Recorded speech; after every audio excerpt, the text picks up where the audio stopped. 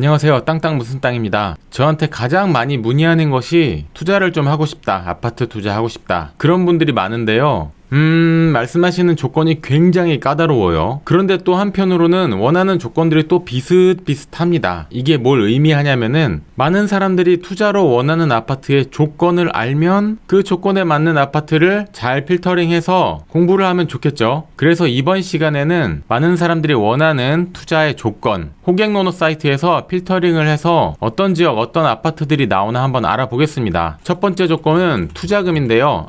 잠깐 그 전에 땅땅 무슨 땅 채널 구독해주시고 좋아요 눌러주시고 멤버십 회원 혜택이 궁금하시면 아래 가입 버튼 누르시면 혜택 정보 나옵니다. 바로 시작할게요.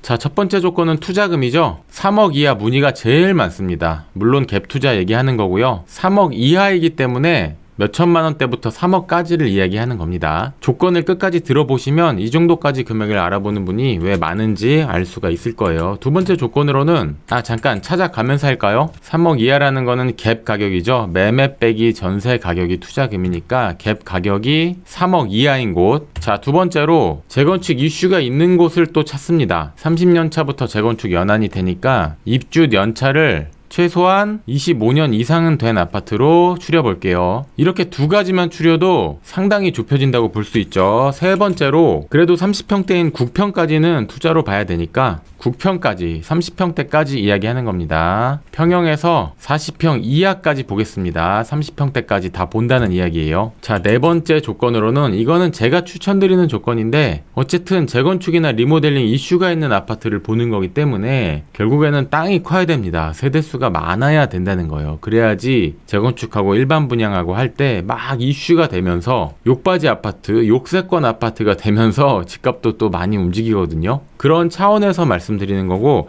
최소한 그래도 한 500세대 이상 이렇게까지 까다롭게 보면 볼 수 있는 아파트가 몇 개나 있을까? 그런 생각이 들죠. 근데 여기서 끝나지 않습니다. 다섯 번째, 2번은 재건축 이슈니까 25년 이상 된 아파트로 좀 바꿔서 쓰겠습니다. 3번 국평까지도 40평 이하 이렇게 숫자로 이해할 수 있게 좀 바꿔서 써볼게요. 그리고 다섯 번째로 꾸준한 거래가 있는 아파트, 증여 거래라든가 아주 오랜만에 한 건 거래가 일어난 거, 그런 거 가지고 1번에 갭 3억 이하네요. 갭이란 말을 안 썼네. 자, 다시 5번 꾸준한 거래는 증여 거래라던가 아주 오랜만에 거래가 한 건 있다거나 이런 것 때문에 필터링에 걸린 아파트는 빼고 그냥 꾸준히 한 달에 그래도 한 건, 두 건 이상은 최소한 거래가 있는 그런 아파트만을 추려서 볼 거고, 그리고 마지막 여섯 번째, 이것까지 하면은 필터링에 걸리는 아파트가 있을라나 모르겠어요. 서울이면서 역세권인 곳. 자, 조건이 굉장히 까다로워 보이는데 여러분이 한번 생각해 보세요. 여러분도 1억에서 3억 안쪽을 투자한다고 생각하면 이런 생각 하시게 될 거예요. 서울에 사고 싶다. 거래량도 많고 재건축 이슈도 있는데 사고 싶다. 이 정도 생각하면은 이게 필터링 된다니까요. 이거를 제가 대신해서 한번 찾아보도록 하겠습니다. 필요한 검색은 다 설정을 해놨고, 일단은 서울에서 핵심 역세권이라고 보면은 2호선, 9호선, 5호선 이렇게 있을 수가 있겠죠. 2호선부터 한번 보겠습니다. 핵심 을지로 광화문권에서부터 이쪽은 아파트 자체가 잘 없으니까 이대, 신촌, 홍대, 합정, 수도권 지리나 지하철 잘 모르시는 분은 이 2호선은 순환선이라는 걸 말씀드려요.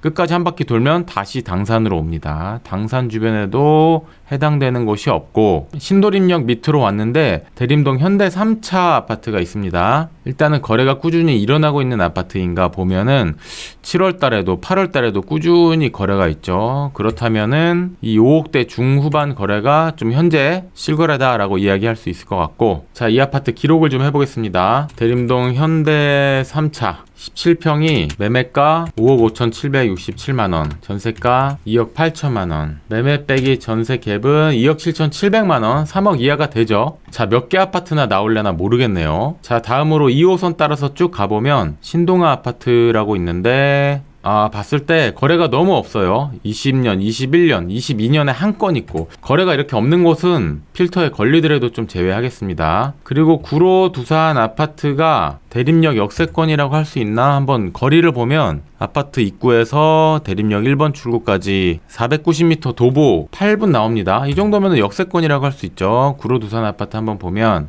일단 중요한 거는 거래량이 꾸준한가. 보면은 23년 8월에도 거래가 꾸준히 일어나고 있습니다. 요런 그래프가 전형적인 투자를 많이 하는 서울 아파트 중에서 A급 지역을 제외한 곳의 흐름이거든요. 최고가를 찍고 가격이 쭉 빠졌다가 거래는 일어나는데 반등은 할랑말랑 하는 요런 움직임. 20평형이 필터링 대상에 들어가죠. 이것도 기록해 보겠습니다. 구로 두산 아파트 20평을 봤을 때 매매가 4억 3,380만원, 전세 2억 5,250만원, 매매 빼기 전세는 1억 8천만원. 여기는 2억 이하로도 투자를 할 수가 있네요. 지금 가격 그거 아니다 이렇게 말씀하시는 분이 있을 수도 있는데, 일단은 호가 기준으로 보다 보면은 자꾸만 이것저것 양념이 들어가기 때문에 오히려 분석할 때 이것저것 왜곡이 점점 더 많이 생겨요. 그냥 실거래가 평균값 기준으로 호갱노노에서 기록된 것만을 그냥 보겠습니다. 자, 계속 이어서 볼게요. 2호선 따라서 쭉쭉 가보면 구로 현대아파트 역세권이라고 볼 수 있겠죠. 이 정도 거리면은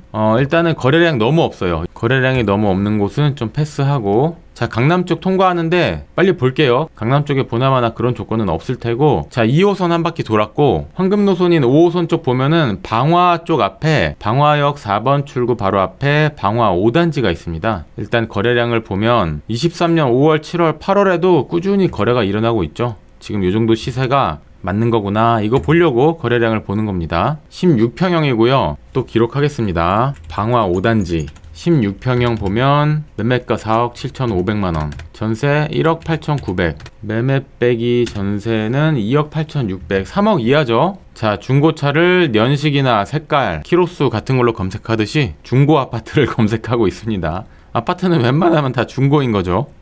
중고 아파트가 너무 비싸. 황금노선 5호선 쭉 보고 있는데 검색에 걸리는 곳이 별로 없어요. 발산역 근처에 이거 역세권이라고 봐야 되나? 거리를 이렇게 보면은 한 도보 6분 나오네요. 등촌주공 3단지 일단 최근에 거래량이 나오고 있느냐, 3월 6월 7월 요 정도의 시세가 형성돼 있는 거 맞네요. 한번 볼게요. 등촌주공 3단지 16평형이고요 매매 5억 5,300, 전세 2억 5,500, 갭은 매매 빼기 전세 2억 9,800, 3억이 약간 안됩니다. 다시 한번 말씀드리지만 여러분이 이 영상을 볼 때는 가격들이 좀 달라져 있을 수 있겠죠. 호가도 좀 달라져 있을 수 있고, 그거 감안해서 보시면 좋을 것 같습니다. 네, 다시 5호선 타고 쭉 내려가 보면 여기는 역세권이라고 하기엔 거리가 좀 있어 보이고, 까치산 지나 목동역 지나서 여의도 지나서 갭 3억으로 투자할 수 있는 게 서울의 핵심지에는 쉽지가 않죠.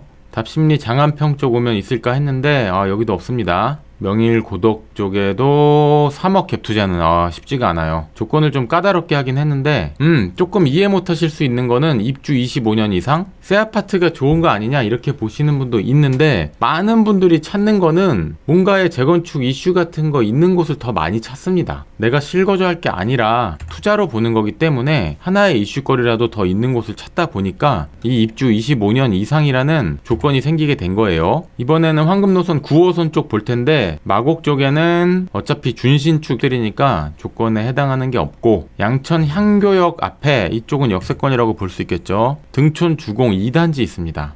근데 이쪽은 다 직거래로 이렇게 가격이 아주 낮게 형성돼 있고 꾸준한 거래라고 보기에는 조금 애매한 게 있네요. 넘어갈게요. 증미역 쪽에 가양 9단지 있네요. 역세권이겠죠. 14평형에 보면은 6, 7, 8월에 거래가 꾸준히 있습니다. 기록해 볼게요. 가양 9단지 14평형 매매가 4억 8,367만원, 전세 2억 1,000, 매매 빼기 전세는 2억 7천 정도입니다. 취득세나 이런 거 하면은 얼추 3억 되겠어요. 자, 9호선 라인에서 또 조건에 부합하는 아파트 찾는 게 쉽지 않죠. 여의도 쪽에는 당연히 없을 테고, 대방 현대 아파트가 있는데 노량진에서는 거리가 좀 되긴 됩니다. 대방역은 가까워요. 근데 거리 한번 볼까요? 노량진역 6번 출구에서 705m 도보 11분?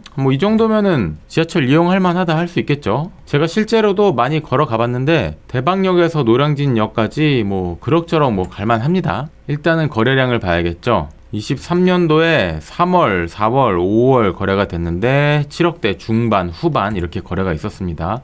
용적률이 높은데 그래도 한번 비교해 볼게요. 대방현대 1차 23평형이 7억 5,700, 4억 6천, 매매 빼기 전세는 2억 9,700. 취득세 들어가면은 3억이 좀 넘을 것 같습니다. 그리고 9호선 쪽에서 건영 아파트 노들역 쪽을 이용할 수 있다고 봤을 때 근데 거래량이 너무 없습니다. 22년도 거래된 이후에 23년 7월에 거래가 한 건 있었기 때문에 요거는 조금 제외할게요. 9호선 라인에서 찾는 게 쉽지 않죠. 강남 쪽에는 뭐 당연히 없을 거고 둔촌 오륜 중앙보훈병원까지 왔는데 없습니다. 지금 이렇게나 까다로운 조건으로 지하철 2호선, 5호선, 9호선까지 서울 황금 노선에 있는 아파트 검색을 했는데 이렇게 6개 정도 아파트가 나옵니다. 그래도 3억 안쪽에서 서울에 투자를 고민하시는 분들에게는 도움이 좀 될 수 있지 않겠나 이렇게 생각이 들고 2부 영상에서는 이 아파트들의 세대수, 연식, 용적률 건폐율 그리고 대지 지분까지 계산을 해보고 실제로 취득세나 법무사비, 중개수수료까지 포함해서 갭 투자를 할 때 필요한 비용